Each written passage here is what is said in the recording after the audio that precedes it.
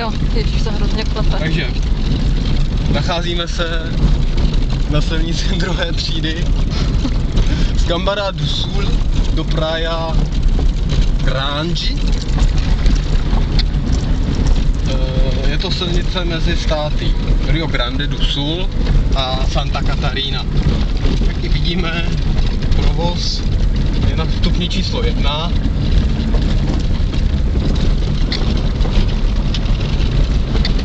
Naštěstí brazilská auta mají zvýšený podvozek,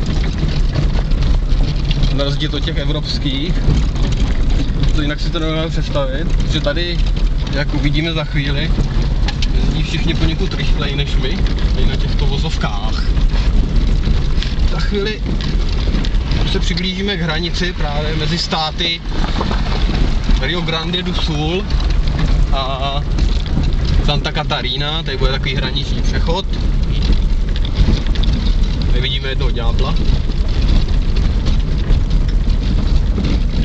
Naše auto z půjčovny zatím všechny toto přežilo bez úhony. Půjčovnu doporučuji, jmenuje se Latin Rental Car ve Floridě. Muito legal. Ne? Muito legal. Vypínám. Jo. Jestli jsi to teda natáčela. Jo, minuta a půl. Dobře. Můžu to pustit? Jo. Reví. No.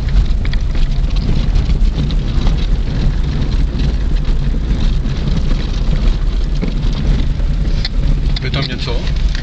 Tady něco bliká, já nevím.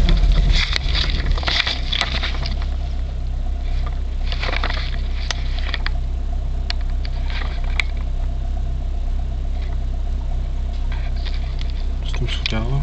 Nic, jsem to jen udělal